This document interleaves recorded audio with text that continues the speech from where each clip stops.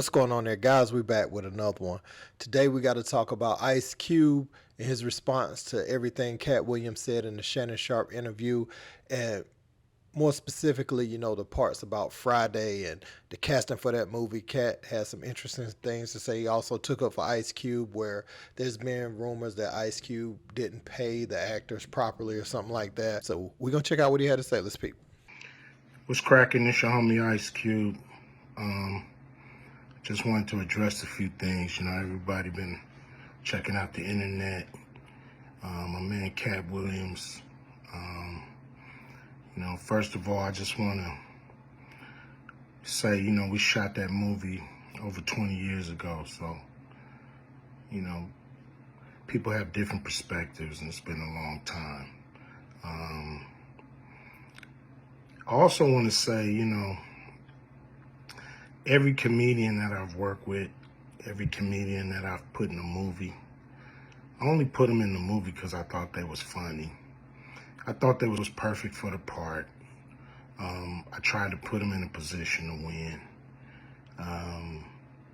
That's what it's all about, I look at from, Chris Tucker and Bernie Mac and Mike Epps, Katt Williams, Ricky Smiley, Michael Blackson, Cedric, Kevin Hart. All these guys I know are funny as hell. I didn't discover them. They were doing their stand-up or doing their thing, and I knew that they were great and that they could act, and that if I have an opportunity, I was gonna give them an opportunity. To me, that's what it's all about. Far as specific things, Katt was 100 on a few things. Most of what he was saying, a couple of things, I just want to clarify.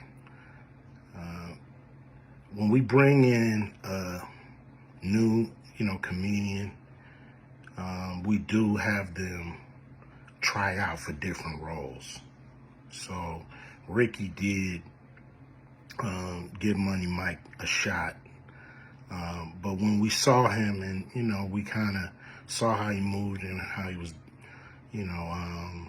auditioning, we decided that he would be a better,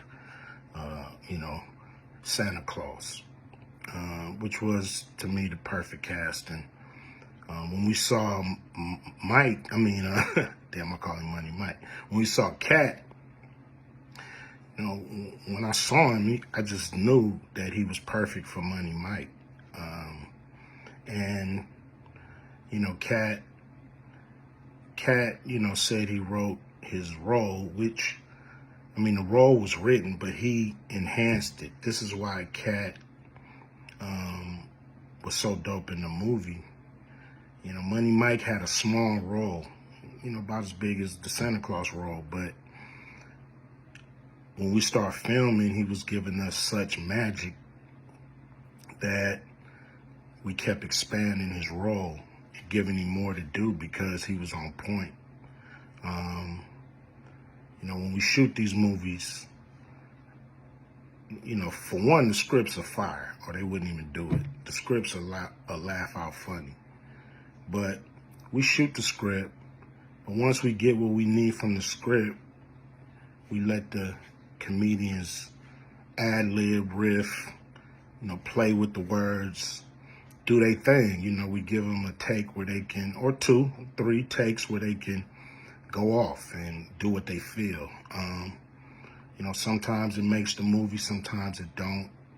When somebody gives you jewels, you want to try to make sure that makes the movie. So in the movie, there's second thing I want to clear up. I would never shoot a rape scene in a movie, especially like Friday, where you actually see this happening on camera. That ain't my style. If you check out any of my movies, they're not raunchy. We did a movie called Players Club where the subject matter was a little raunchy, but for the most part, even that, we left it to your imagination. So the only reason that kind of stuff was in the movie is because you have 3 villains in Friday After Next. You have Santa Claus stealing presents. You have Damon, just got out of prison, sweating. Craig and Day for the rent money. And then you have Money Mike, a pimp that treats his woman, like a property. So Craig is always fighting the villains in the movie, from the Joker brothers to Debo.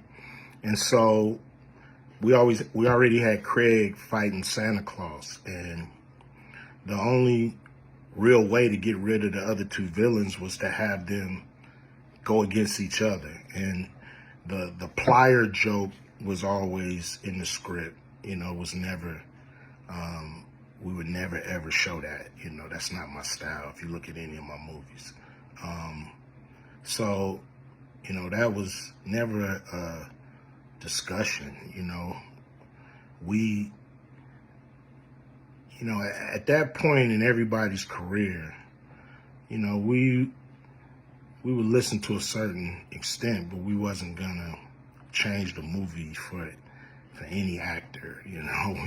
We do what we feel, and if it was a rape scene, it would have been in the movie. There was no reason not to shoot it. But that's not my style. I don't even like that kind of shit in movies, on camera.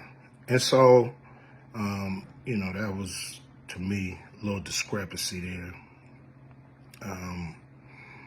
Katt, he wrote a lot of his part because, like I said, he was giving us jewels, so we were keeping the camera rolling. He was coming off the dome. He was coming prepared every day to steal the show. That was his mission. And, that's what he did, with the movie. And it launched his career, And I'm proud of the movie. I'm proud of